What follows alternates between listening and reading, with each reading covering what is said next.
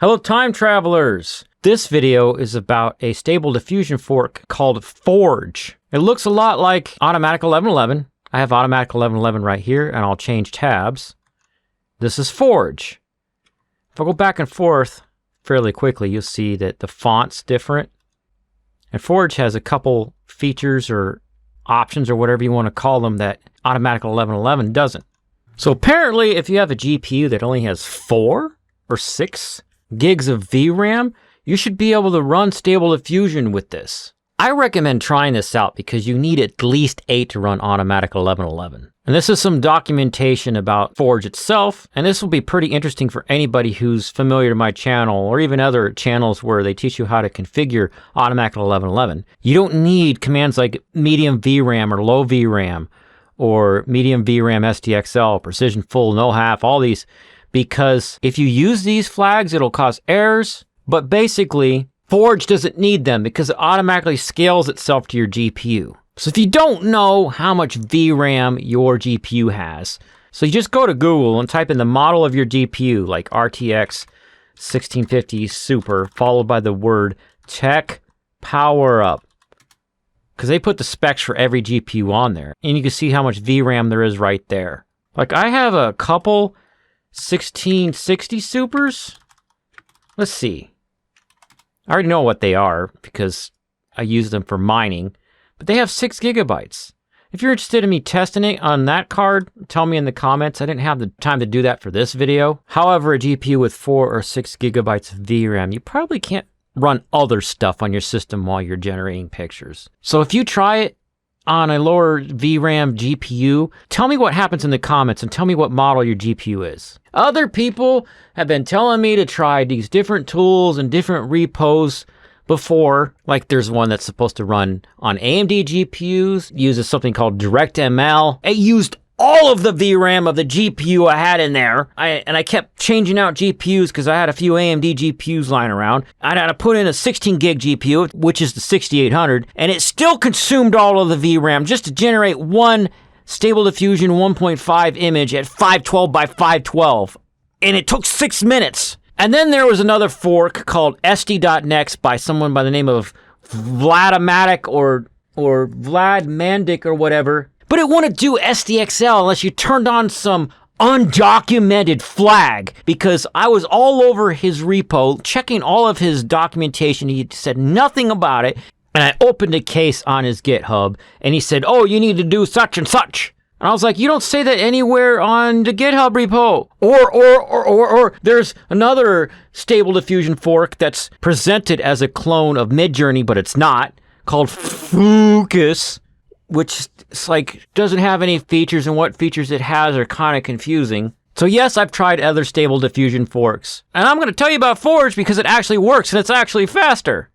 But not about the other ones. Because yes, I've tried them, and yes, I spent hours and hours and hours of my life testing them for you guys. And no, I don't think they're worth making videos about. This is my look of disapproval. And now that the obligatory look of disapproval is out of the way, spoilers, I give Forge my look of approval. What does my look of approval look like? This is a Forge page, and apparently it will do AMD as well, because look, it has DirectML as an argument for launching it. I'm planning on building an AMD system for AMD testing for Stable Diffusion. That's going to be awesome. So make sure you're subscribed. Oh, you're already subscribed? Well, maybe you need to subscribe harder, because I have a Patreon now. So go on there and bribe me to make more videos. Link in the descriptables. Later in the video, I will show you how to install Forge because there are a couple caveats. You know how I am on my channel. I show you all the weird little quirks of setting something up. But first, let's do some testing to compare it with Automatic1111. Hey, this is future me. I did all this testing and I realized it wasn't really working because I was making you guys sit through each test. But instead, I'm just going to show you how I did the testing. First, you know, right now I'm running something on another computer, but when I did the testing, I did all the testing from another computer that I was remoted into so that the performance would not be affected by me recording it. And I used Control-Enter to start a generation in Automatic1111.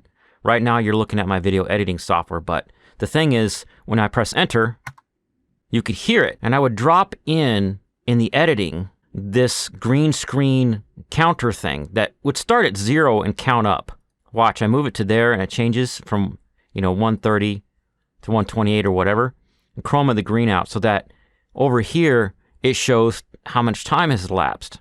For all testing, I set up Forge with all the same settings and plugins that Automatic1111 has because it may or may not affect it in any way. Some of the plugins that I'm used to don't work in Forge, but more on that later in the video. And for each test, I made sure between Automatic1111 and Forge, I had the same checkpoint, clip skip, VE, and if I was doing anything else down here, it was all set up the same. So hopefully this is a demonstration of a fair comparison between Automatic1111 and Forge. The first test was to load Automatic1111 and Forge up separately with only SD 1.5 models in their folders. Forge already looking pretty awesome by cutting a whole minute off of just simply loading. Now, generating the first image always takes longer than generating the subsequent images after that because it has to load weights from the different models and things that you're using. I had both of them try to generate this exact same image, but Forge was doing about 5 iterations per second versus the 2 iterations that Automatic1111 was doing, but that's because Forge has been updated and has newer optimizations. And I'll open both of these up and you see that it generated a very similar image. I'm going back and forth, and who knows why. Maybe it's because it's doing a different upscaler. I'm actually going to run that again because I forgot to check how much VRAM it was using. So here it says about 4. It's going over 4. And this thing that I made that uses NVIDIA SMI says it's using about 4. That's much more reasonable.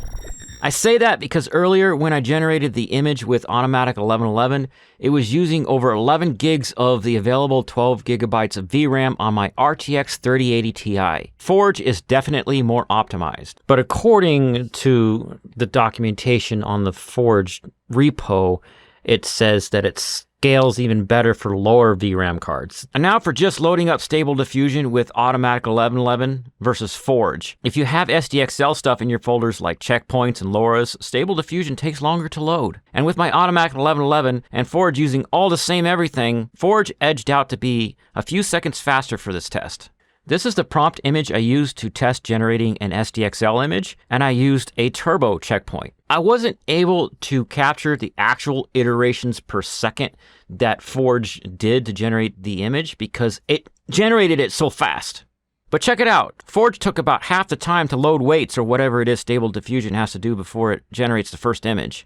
And it did it with much less VRAM than Automatic1111 needed. Just like with the SD 1.5 test, it was using about 5 gigabytes for the generation. So that means if you were using the RTX 3060 12 gigabyte model, for example, or an RTX 3080 Ti, you would have enough headroom in your VRAM to do other stuff on your system while generating images, instead of having to close everything first.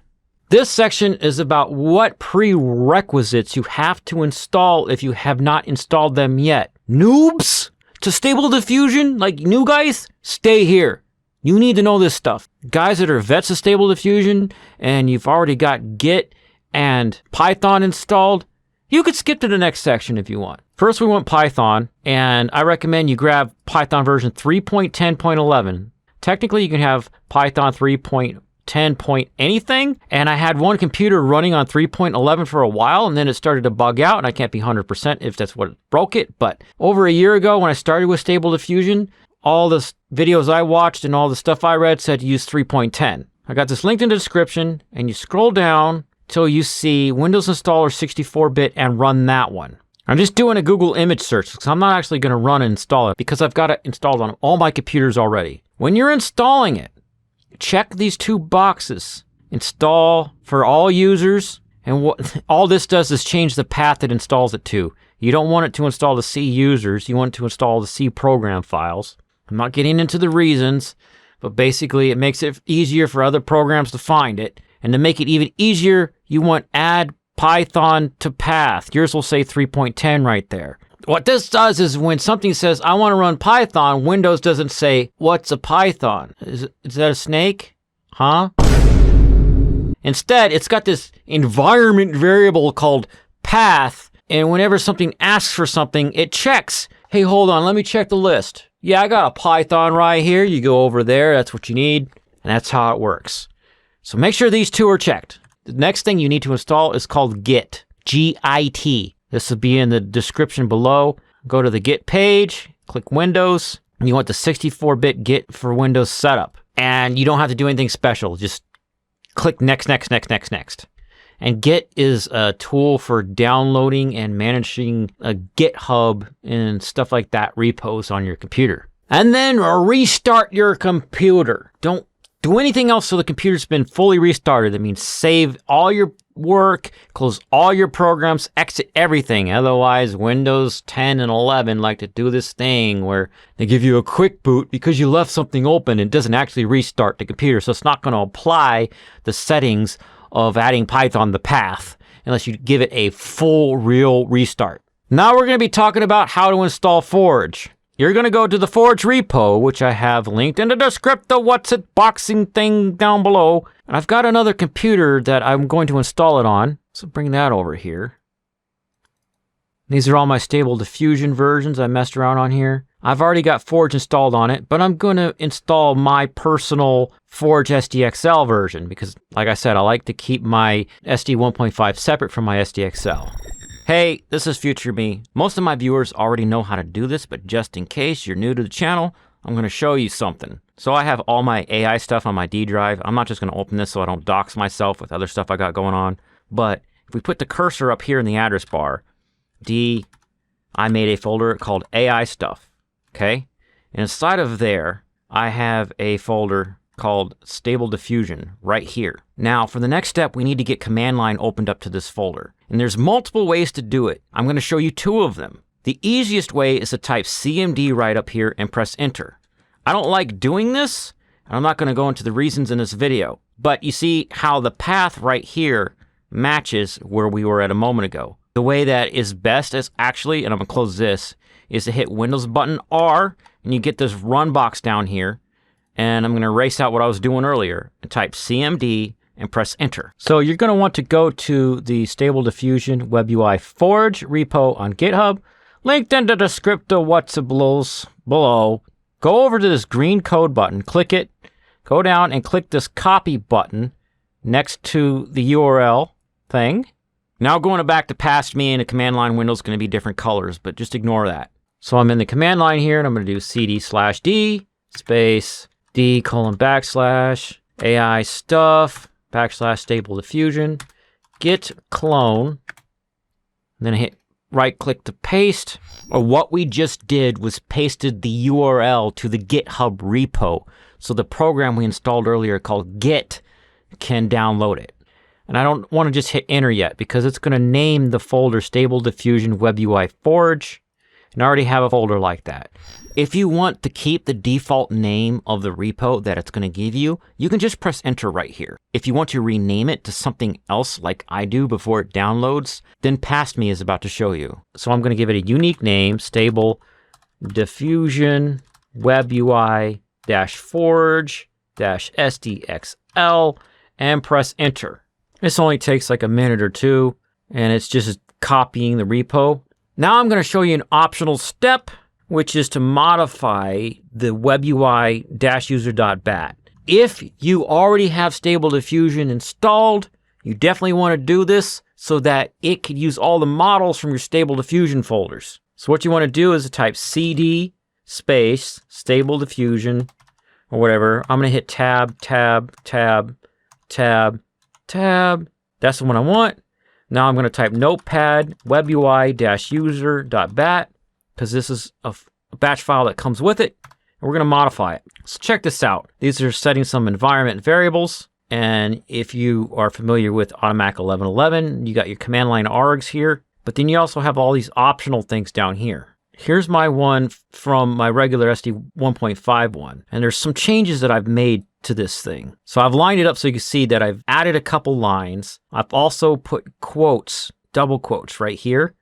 And I'm going to show you why I do all this stuff. First of all, you're going to take all these remarks off.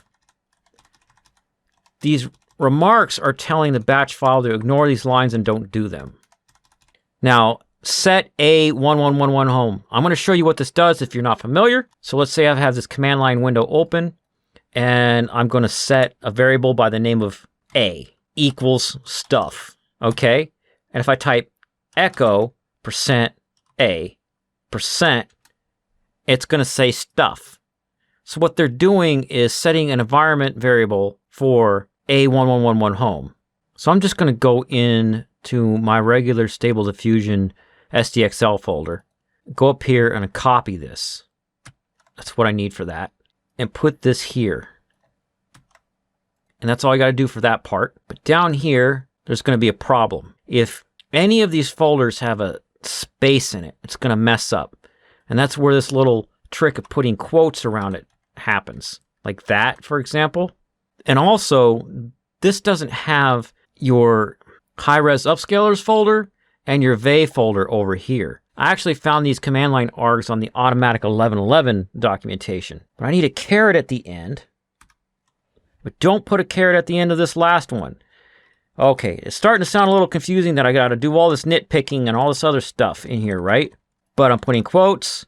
I'm going to copy paste all of this, and I need a remark before the word on comment. I'm going to copy paste this whole thing into the description box of the video below. But I highly recommend that y'all join my Patreon, because I'm going to start putting documentation in there, and I'm going to document this in a folder that's available for my tier 2 and higher paid subscribers. No, wait, not for this one. What I meant to say is that I'm putting a lot of documentation for my tier 2 and higher subscribers, but this is something that I feel should be free. So it's going to be in there in my free stuff folder. So I'm double checking. All these %A111s have to have a quote at the beginning. They all need a quote at the end. Oops, I did that one wrong. Fix it. So what we're doing here is concatenating. Why am I talking all this geek stuff? You guys are learning AI so you can get better IT jobs in the future. A word like concatenate is gonna make you look smarter, and it is gonna make you smarter, because what concatenate is, so it's taking something like this, all this junk, and how it's gonna come out in the end, and the command line args that the thing loads is gonna look more like this. It's going to be all one line like this. And this where it says %Automatic1111 home, each one of those is going to be replaced with this, because in command line or batches, it's a substitution. So save that by hitting Control S. And there's another command line arg that I'm going to have to add here later, but I can't add it yet, because if I add it now, it'll crash. But then it won't fully load. Because what it is Forge has to install some stuff and then realize it needs something else, because it sees your models that are in Automatic1111 which need xformers. That's what I think is going on. But watch this. webui-user.bat. You want to do that now, because this is the next step of installing more stuff, is running this. And you don't want to run this earlier, because it'll install stuff, but it won't install enough, because it's going to see all these models. But it sees these models and it grabs other things that it needs. But to be honest, this is a lot less painful than installing a lot of other stuff that I've done for AI. Okay, it didn't need it. If you get an error that's talking about xformers something in here, you just go right here next to command line args and put --xformers. And then run it again. And it will install the version of xformers that it needs. See right there, it says installing xformers. Oh, just looking at my notes here, if you only have an AMD GPU, you can try this, and I put italics because I don't know if it works, but --direct ML, and that would go right here. --direct ML, like that. But I don't know if it works. You guys tell me. I like the command line argument --theme space dark. And that way it loads like this instead of like this, because I don't need the brightness of the sun shooting into my freaking corneas all the time. The sun is a deadly laser. But check this out. This is the command line arguments I was talking about earlier. This is what it looks like all concatenated together. Xformers, theme dark, checkpoint directory is there, hypernet directory, and blah, blah, blah, blah, blah, blah, blah. Now, this section is for the noobs that don't have Automatic1111 folders to reference. I'm going to show you what models are and where they go. So let's say you're on Civet AI, which is a page that has a lot of different models for you to use. Let's say Real Viz XL. And I'll open up another tab, type Realistic Vision. If you guys have checkpoint models you want to recommend to other viewers of the channel, make sure you put like Realistic Vision version 6 or Real Viz XL version 4. I like the Lightning version because it's so fast. But don't say, I like Proton. Which version? You know, help people out. So if I'm going to download this model, for example, the download button's over here, and I'm going to go to Forge that I just installed, and then go to Models, and then Stable Diffusion. And it goes in here. I personally like my ones to say SDXL, like this, and then I'll save it in there. The reason is, when I'm in Forge or Automatic1111 or whatever, I see SDXL at the beginning of all my models. It reminds me which one I have loaded. And you can even organize it even further. Like I have SDXL/turbo, SDXL/real. My realistic ones are all in folders. Models, Stable Diffusion. See, I have SDXL, Real, and Turbo, and then some base ones. All right, let's go over a couple of the other model folders that are important for you to know about. First one's embeddings. What's an embedding? It's a model type that affects the textual inversion process. That, like when you're generating an image, there's all these layers it goes through, and there's textual inversion, and there's unit, and I don't have that all wrapped around in my brain yet, but I know different ones behave different ways. And if you look right here, you have textual inversion, you have hypernetworks, you have hypernetworks, checkpoints, and LoRa, right? Okay? Textual inversion is all your embeddings. See how it says, oh, I don't see any right now, you should put them in this folder. So that's in your stable-diffusion-webui Forge folder, embeddings. If you go to models, you got a bunch of stuff going on there. Your VEs go in there. I did a video explaining VEs, what they are, why they're important, and you can click the card right up here to watch that after you're done watching this video. It doesn't appear here yet. I don't know why. So if you don't see one or more of the folders I'm talking about in this video, in this folder, you have to make them. Your upscalers is spelled ESRGAN. So if you don't have it, just hit Control-Shift-N and go ESRGAN. Just remember, Erzgran. I mean, Erzgran, whatever. Erzgan. I would like to do a video about different upscaler options. But as you find upscalers, they go in there. And you need a LoRa one, so Control-Shift-N, LORA. And the last one that I'm going to mention is hypernetworks. So I'm going to press Control-Shift-N, type hypernetworks. I haven't really gotten into these yet, but I am aware of them. There's a little caveat. So you've got ControlNet here, and I'm going to point out something that's a little funky with Automatic1111. That actually makes more sense in Forge. You don't put models in there. You think you would, because it's models ControlNet. But when you install the extension into Automatic1111, you have to go to Extensions, and then SD WebUI ControlNet, and then Models.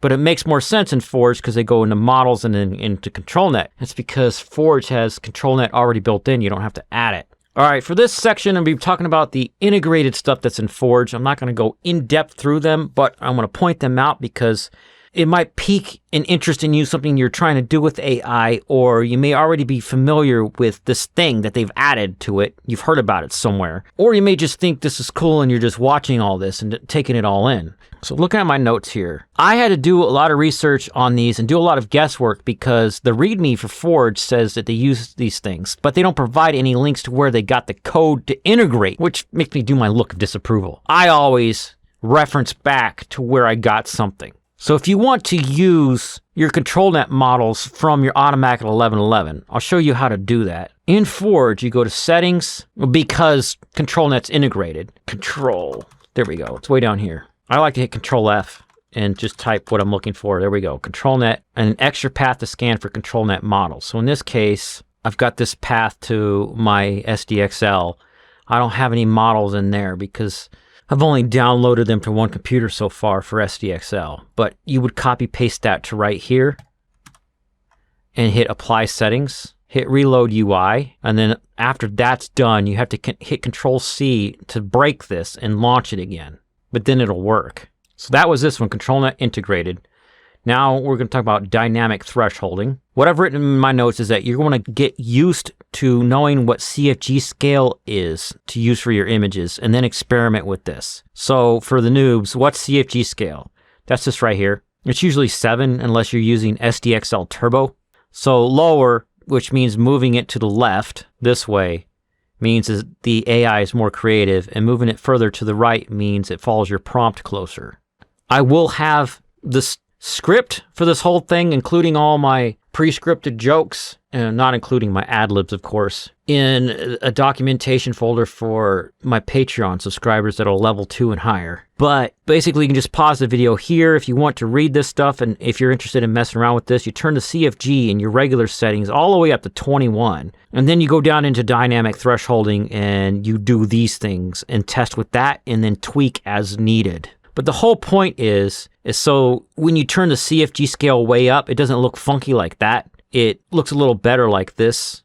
So the next one's FreeU integrated. It says improves the diffusion model sample quality with a question mark. What are we talking about? Look at that. It's fixed the teeth of this person. This FreeU over here looks way better than SDXL over there. So that's interesting. So self-attention guidance integrated. What is that? So looking at this Hugging Face article, let's see.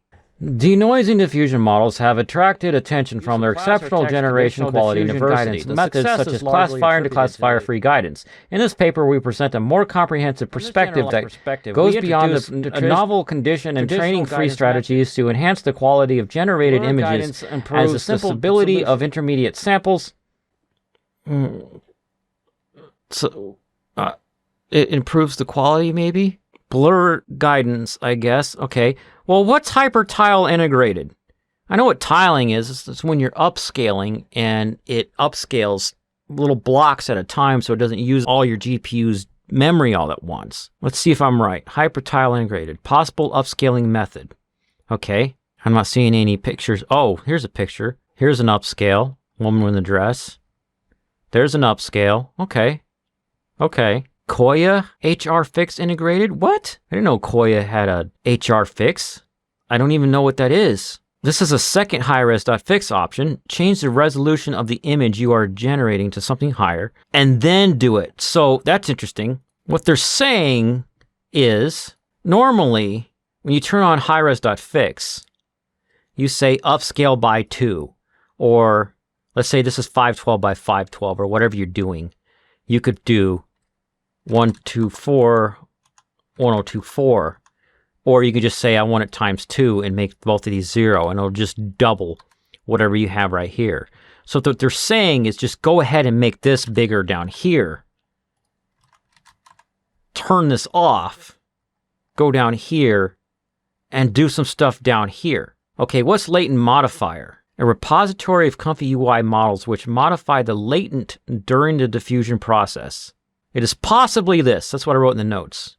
Because again, I had to try to figure out where they were getting this stuff. Sharpness, okay. It utilizes code from Frucith. Okay. Tone map, rescale, extra noise. Got a lot of stuff going on. Combat CFG drift. Okay, that's another CFG scale fixer. What's it? Spectral modulation. That sounds very sci-fi. Is that going to fix my time machine? Man, this is some really high-level stuff. I'm going to collapse that for now. All right, multi-diffusion. What's this about? It's doing tiling again. Is that another high-res thing? Possible multi-prompt image generation solution because it has regional prompt control. Regional prompt control? That's cool. Do they have pictures? No, but they have kanji, which means letters from an Asian language. I don't see any examples here. Oh, here we go. Yes, good. Regional prompt control, which means you can have a prompt for this red area, which is all the background. Like say you write living room, and then you write woman with this yellow part, woman with, white sweater and black skirt. And then in the green part, you write woman with giant bajangas showing cleavage. and legs are blended together. Oops. There was a regional prompt control thing that I did with ControlNet once, and it hurt my brain. Maybe this one's easier. I used ControlNet to do regional prompt control to make this image for a skit video I uploaded recently. I use AI to help me with my skit videos, unlike some other Stable Diffusion YouTubers who just talk about it. So if you could check out that video after watching this video, I'd highly appreciate it. It's called The Scary Hour. I'll have it in a card up here as well as linked down in the descriptor what's its box y'all are familiar with. Style align integrated. What's that? Share attention in batch. It's just a checkbox, that's all. It is used for generating images of different things in the same style. Maybe with prompt wildcards? Anything here? Oh yeah, okay. That's pretty cool. They got a prompt where they made this train and it also did a plane and a bike and a little car. And there's other examples on here. And there's a new one that wasn't there when I first wrote the script. Never integrated. What is never Okay, I searched all over for never and it says your search did not match any repositories. So let's check Forge. Never Nope, it's not on the main page. What about on the README? Never No! It's not documented! This is my look of disapproval and also anger. Moving on.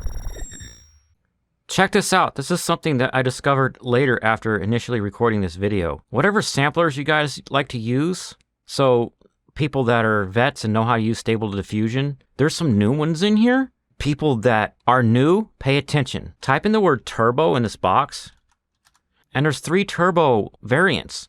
Euler A, DPM++ 2M, and DPM++ 2M STE. My guess is, because I didn't try to use them yet, is that you're going to need less sampling steps. Do some experiments. I'm going to emphasize this. This is just a guess. I haven't tried it yet. I think these turbo ones are going to use less steps to make it take less time. Now let's talk about the extra tabs that you get in Forge that Automatic11 doesn't have. Automatic1111 only comes with the tabs text to image, ims to image, extras, PNG info, checkpoint merger. So you got 2 more in Forge, SVD. I'll show you a little bit about that. You have to download these models, but you could take a still image and it animates it for a certain number of frames. Here's the models. The models go in, that folder. I'll show you where that is. Make sure you're in your WebUI Forge folder and go to models. And then if you don't have a folder SVD, make it and open that up. I'll have this linked in the descriptables below, but you want these 2 .safe tensors files. They're both about 10 gigs, so keep that in mind. They're newer ones that can do up to 25 frames. The older ones could only do 14. I actually did some examples so I can show you. So here's a source image that I gave it for my first attempt, and this is based off of a LoRa I trained for Kat Dennings, and this is what it made. I thought that was pretty cool. But see how quick it is and it's gone? But if you're shooting videos or just making little cool things to throw on Facebook or something, they're fun. And there's another one I made, and it interpreted the image completely different and it zoomed in. I didn't change any of the settings in it. Now, if you try to make it do too many frames, it's going to throw an error that looks like this. See where it says torch.cuda.outofmemory error? I'll show you a tiny bit about it. Scroll up. It's SVD right here. You can drop a picture on here or you can just click it. Let's just grab this picture for some reason. Okay. And it's got the width and height that preset. It's not following the width and height of the image. You can change it, which is fine. Video frames it has set to 14. The old version could only do 14. The new version can do 25, so I'm going to hit 25 there. Let's just try this first one. Leave this all the same. While it runs, is it running with Control-Enter? No, I have to click it. When this changes to a darker gray is how you know it started running, and it's got this orange diamond trying to go around in a circle, what's it? And these numbers that represent absolutely nothing, but it's not Forge's fault. All Stable Diffusion stuff does that. These are your samplers if you have a particular preference, and your scheduler. So like if you wanted DPM++2M Keras, you would have to find DPM++ ++2m. Click that one, and then make sure Keras is selected. And the guidance, the CFG here and this CFG scale, I'm not 100% on what they do right now. FPS, if you have this higher, that means your video is going to be shorter. And you cannot compensate by making this longer because you're going to get out of memory. And right now, running this at the default settings, let's see how much memory I'm using. My 3080, it's using 8.5 gigabytes of VRAM. So probably not going to work on lower gigabyte VRAM cards. I did a video explaining VRAM and amounts of VRAM and bandwidth and memory bus and all that. You can click this card up here if you want to watch it later. But I recommend going forward, unless you're going to be doing really, really heavy loaded stuff with AI, you're going to want a GPU with 12 gigabytes of VRAM. If you're going to be doing really heavy load, you're going to want 24. If all you can afford is like a 8 gigabyte or 6 gigabyte one, play around with Forge right now and save up money and get the GPU that I'm talking about in this video here, or 4070 Ti Super, which I talked about in another video. But definitely watch this one because I explain the importance of VRAM. So it finished, and whoa, it was doing good there for a second. That was cool. It's like she's blinking and the wind's blowing her hair, but then she turns into a stable diffusion deformed monster. I'm going to change this to the same dimensions as the original image and run it again with the sampler that I set. Not change anything else, hit generate. I'm going to move on with the video and come back and check it out. So what's this Z123 tab all about? My notes say it creates a novel view based on the elevation vertical and the azimuth horizontal settings. Whoa. So it can look at an image and then see what it looks like from another angle? Huh, that's interesting. So, all right, but before I try the Z123, I did this second generation with 768 by 768. Let's see how it came out. That one worked out a lot better. I could literally use that for videos or something. Yeah, if I wanted to make a little clip or B-roll or something, just by making the resolution the same as the source. So I took that same picture and I converted it to 256 by 256 because that's the default resolution in here for the Z123. I'm gonna drop that in here, and without changing any of this stuff, this is my first time actually testing it, so if my computer blows up, I'll let you know.